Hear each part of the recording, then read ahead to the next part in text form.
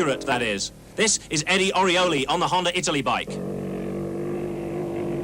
And Gilles Lallet going extremely well on the Works Honda. Although, as we'll see in a minute, his team is having more than its share of problems. He's now the only Works Honda left in the 1988 Paris-Dakar. Lallet has cause to remember the 1987 Paris-Dakar as the event he was disqualified from for cheating. Patrick Canardo drove in the 1987 Paris-Dakar, but switched this year to the passenger seat to co-drive for René Boubet in this Range Rover.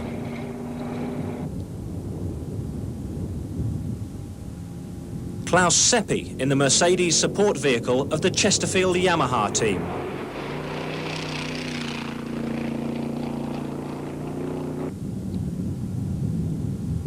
The two teams were heading towards an unexpected appointment with fate just a few moments after this shot was taken. They didn't know it then, but for them, the 1988 Paris-Dakar was about to come to a sudden and tragic end.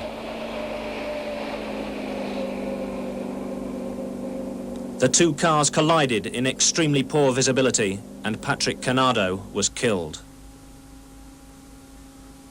Driver René Boubet was not badly hurt, and neither Seppi nor his co-driver was injured. But death had stricken the Paris-Dakar for the second day running.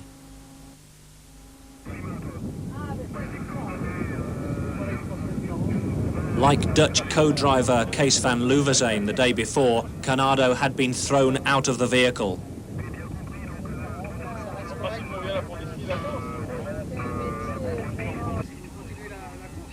These pictures amply illustrate the destruction of the vehicle.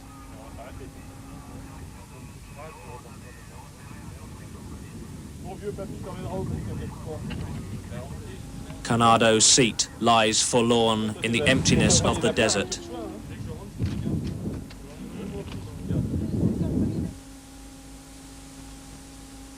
Considering the violence of the impact, the Mercedes got off fairly lightly, but the team will not continue. We asked a shaken Chesterfield Yamaha driver Seppi just exactly what had happened. Well, I just was in the middle of the dust and tried to come out a bit and make a small turn. And then the Range Rover came behind me with 160 or 170 speed an hour and came in here.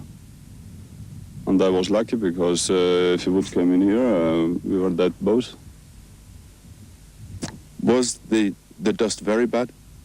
Yes, of course. You couldn't see quite anything. And I drove with 90 an hour or 80 an hour because that was the only possibility. And he was too fast in the dust. It's not possible to drive in this way. So what happens now? Oh, no, we fixed the car a bit and now we take back the car. I will sell it. Are you going to do Paris-Dakar again? No. This year it was terrible. It's my fifth Paris-Dakar, but never happened so much like this Dakar. Too long etaps and too difficult, too much stress and no good.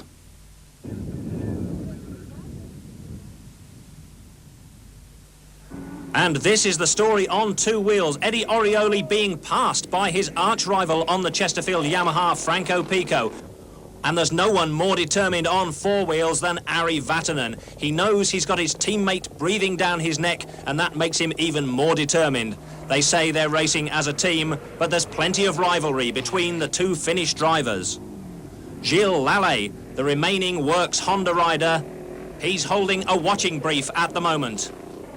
Pierre Latigue, in third place in the Mitsubishi Pajero, is still in a position to pounce should the previously unfaltering Peugeots begin to fail.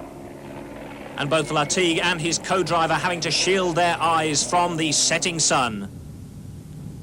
Juha Kankkunen in second place in the Peugeot 205, but chasing every inch of the way to stay on terms with team leader Ari Vatanen in the new 405.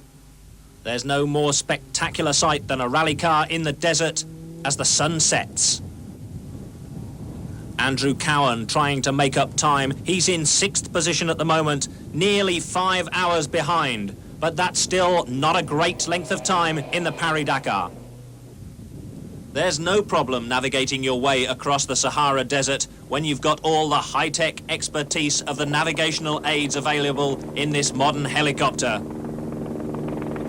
Could they be looking for the Sahara Productions camera crew? Or is it the Sky Channel courier they're after, the man they call the Scarlet Pimpernel?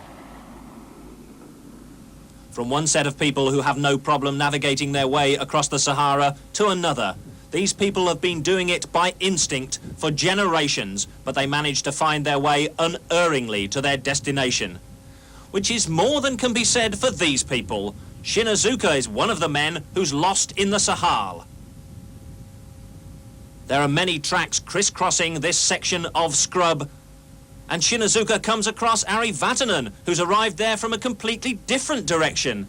There's Ewa Kankanen as well, and Pierre Lartigue is in there somewhere. As they play Ring-a-Ring-a-Roses, none of them seems to have the faintest idea which way to go. Perhaps they'll just end up tossing a coin. The problems of an inaccurate road book once more coming to the fore, making things very difficult indeed, even for the very best Paris-Dakar competitors. It's become quite a spectator sport in this area as Ari Vatanen circles around in a vain attempt to find the correct route. Following it,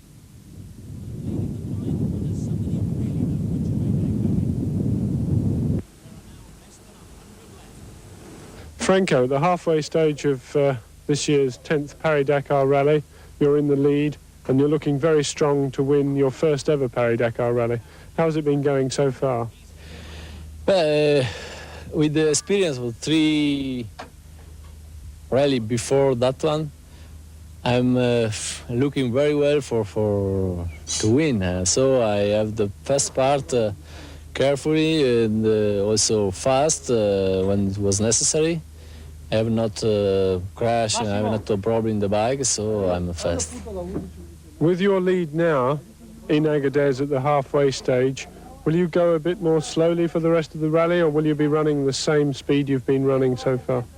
No, I think same speed, because I rode careful but with very high speed, and I think I can continue that. Maybe I control a little the second one or the third, but I control only to don't lose the way. There have been many accidents this year and a couple of very serious bike accidents. Has the rally been very difficult this year compared with your previous rallies? I think it's a little more difficult because also the technical part is become better, so also the organizer can want to make a harder rally. I think this year is also problem for the tracks, but also is a development of the bikes and the cars faster and faster. So when happens something, is very strange. I don't know what can do for security, but this is a kind of a race. Sometimes it's dangerous, but it's only ride with the head and think a lot. in first position, Eddie Ori.